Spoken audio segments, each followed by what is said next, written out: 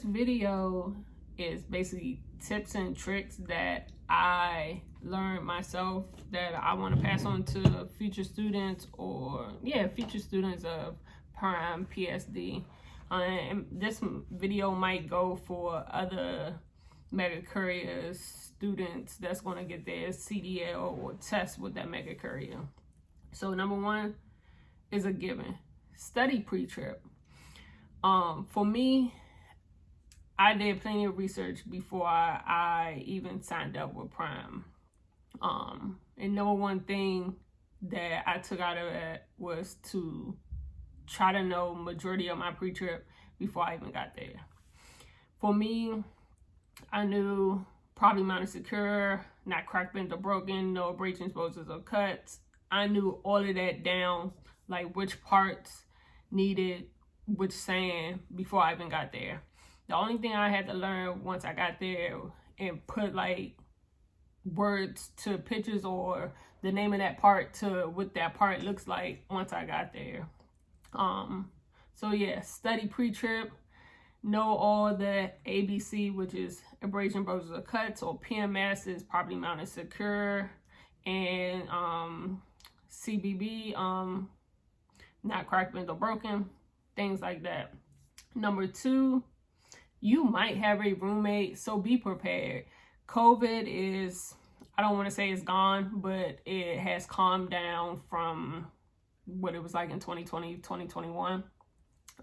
So you might have a roommate. I lucked up, I didn't have a roommate. I had double bed, so that was more space for me. When I went to go check out, the manager of the hotel was surprised that I didn't have a roommate, so I guess I lucked up. So for that, I would say bring headphones, bring your laptop, iPad if you watch Netflix, because you never know, you might be rooming with a older person or a younger person than you, and you guys might not like the same music, TV shows, and things like that. So just be prepared.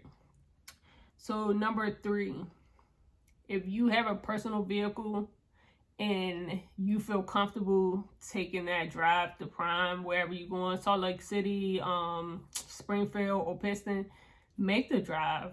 Like, I took my personal vehicle. My drive was between 3 to 3.5 hours. Even if I had to drive probably like 6-7 hours, I was still going to take my car. It's nothing like having your car.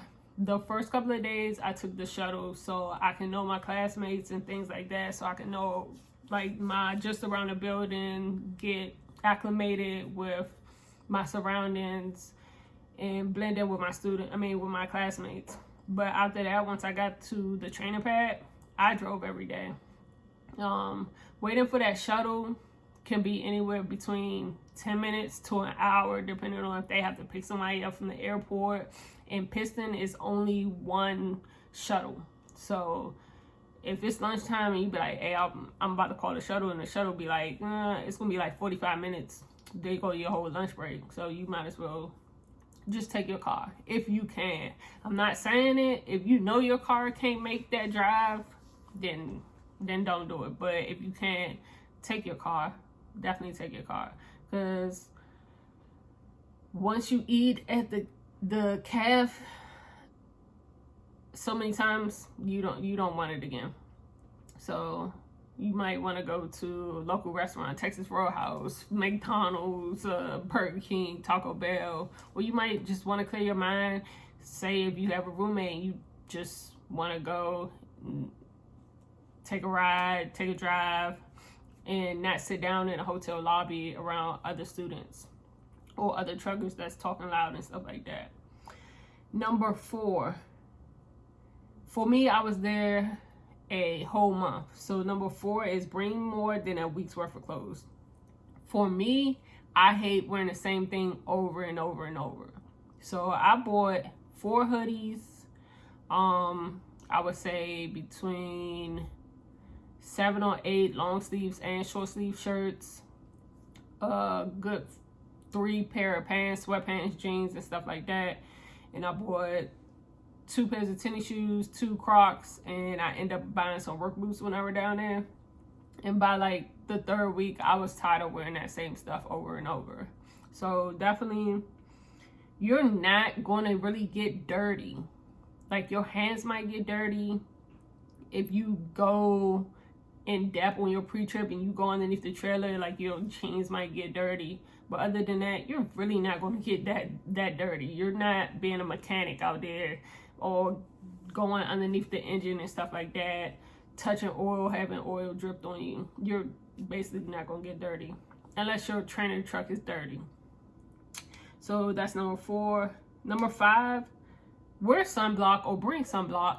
I have seen many students get sunburn on their face while I was there. For me, I wear sunblock every day. Even if I don't go outside, I wear sunblock. Sunblock is good for your face, good for your skin. So once you get on the pad, you're in and out of the truck. Depending on how many students your trainer has, you're sitting outside of the truck in the sun, and the sun is beaming on you. For the students that's about to go in the summertime, sunblock. Definitely sunblock, or you're gonna get burnt in the face. For people that are my color, you're gonna get dark in the face. So definitely bring sunblock. 6, take photos and videos of your trainer. Don't be scared. Ask your trainer, hey, can I take a picture or can I take a video of you doing this? For me, it was a dude that tested out, I want to say once I got there, I said, hey, can I take a video of you doing the in-cab inspection? He said, sure. Probably did like a 10-minute video for me. I recorded the whole thing. I used that video to help me memorize the steps for in-cab inspection. It's simple like that. For pictures, take pictures of the engine compartment, so when you're studying for the pre-trip, you can look at the pictures and be like, oh, that's the belt-driven water pump. Say properly mounted secure, not cracked, bent, or broken, yada yada yada. Basically like that. That's how I studied it. And number 7, which I think is mainly important. Yes, your trainer is there to help you pass your test, but it's literally, they tell you as soon as you get there, it's up to you to pass it, especially with the pre-trip. Yeah, your trainer is probably going to be like, show you bits and pieces of pre-trip, but it's literally up to you to pass pre-trip. Everything else, you got to remember your reference points for backing. You got to remember for the road test, road signs, heights of bridges, proper turning signal etiquette and stuff like that. So literally, it's up to you. Don't get down there and start playing, trying to make friends and stuff. This is not high school. This is not college. This is your life, between you going back home with no CDL or you going back home with your CDL knowing that you about to make that bag. Or you gotta come back home and explain to your family and your friends why you messed up or why you couldn't pass just because you decided to make friends or to show up late and you got sent back home before you even learned all the back maneuvers. So it's definitely up to you. That's my tips and tricks for you guys.